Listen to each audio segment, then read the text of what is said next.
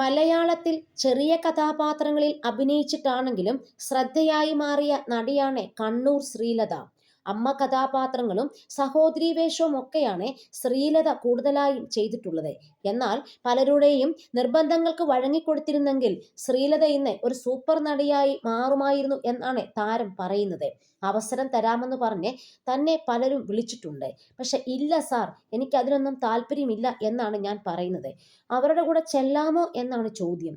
അങ്ങനെ പറ്റില്ല എന്ന് പറഞ്ഞതിന്റെ പേരിൽ തനിക്ക് ഒരുപാട് നല്ല സിനിമകൾ നഷ്ടപ്പെട്ടു എന്നും ശ്രീലത പറയുന്നു. മറ്റൊരാൾക്ക് നമ്മുടെ ശരീരത്തിൽ തൊടണമെങ്കിൽ നമ്മുടെ അനുവാദം ഉണ്ടാവണം. അല്ലാതെ ആരും നമ്മളെ ബലമായിട്ടൊന്നും ചെയ്യാൻ വരില്ല. അതിനുശേഷം മാറി നിന്ന് അയ്യോ എന്നെ കൂട്ടബലാത്സംഗം ചെയ്തേ എന്ന് പറയും. അങ്ങനെയല്ലല്ലോ, സ്വന്തം ഇഷ്ടപ്രകാരം പോയതല്ലേ. അതും വർഷങ്ങൾക്ക് ശേഷമാണ് ഇത്തരം കാര്യങ്ങളൊക്കെ തുറന്നു പറച്ചിലുകൾ നടക്കുന്നതെങ്കിൽ അവരുടെ മക്കളൊക്കെ ആ സമയത്തെ വലിയ ഉയരങ്ങളിലേക്ക് എത്തിയിരിക്കും. സ്വന്തം അച്ഛനെയും അമ്മയെയും കുറിച്ചുമൊക്കെ ഇങ്ങനെ ഒരു പരാതി വരുന്നത് അവർക്ക് ഭയങ്കര നാണക്കേടുമായിരിക്കും. അപ്പോൾ ആ കുട്ടികളുടെ ഭാവി എന്താവുമെന്ന് ഈ പറയുന്ന വ്യക്തി ചിന്തിക്കുന്നുണ്ടോ? അവർക്കും ഇതുപോലെ കുടുംബം ഉണ്ടാവില്ലേ? ഇതൊക്കെ സിനിമയിൽ ഉണ്ടായിട്ടുണ്ടാവാം, ഇല്ലെന്നല്ല ശ്രീലത പറയുന്നത്.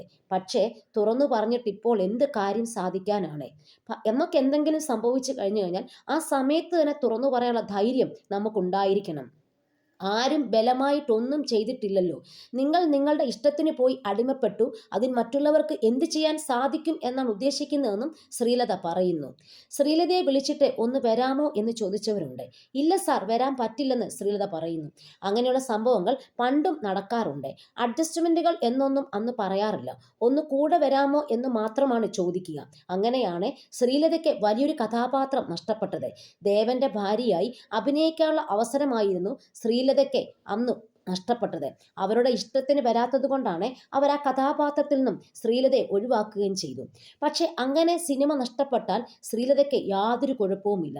ഒരാളുടെ ചോദ്യത്തിനും ഭാവത്തിലും അവർ എന്താണ് ഉദ്ദേശിക്കുന്നതെന്ന് എനിക്ക് മനസ്സിലാക്കാൻ പറ്റും. അങ്ങനെ വേണ്ടെന്ന് പറഞ്ഞ് ശ്രീലത ഇറങ്ങി വന്ന ഒരുപാട് സംഭവങ്ങളുമുണ്ട്.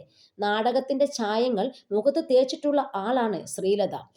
ശ്രീലതയ്ക്ക് സിനിമ ചെയ്യണമെന്ന് യാതൊരു നിർബന്ധവുമില്ല. നാടകമായാലും മതി. അപ്പോൾ ചോദിക്കുന്നത് കാർ വേണ്ടേ, ബംഗ്ലാവ് വേണ്ടേ എന്നൊക്കെയാണ്.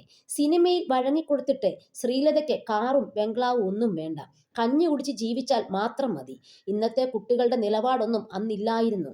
ശ്രീലത നേരെ വാ നേരെ പോ എന്നുള്ള രീതിയിലാണ് നിന്നത്. അതുകൊണ്ട് ഒത്തിരി അവസരങ്ങൾ ശ്രീലതയ്ക്ക് നഷ്ടപ്പെടുകയും ചെയ്തു. അന്ന് വഴങ്ങിക്കൊടുത്തിരുന്നെങ്കിൽ ശ്രീലത ഇന്ന് വലിയൊരു നടിയാകുമായിരുന്നുവെന്നും അവർ പറയുന്നു.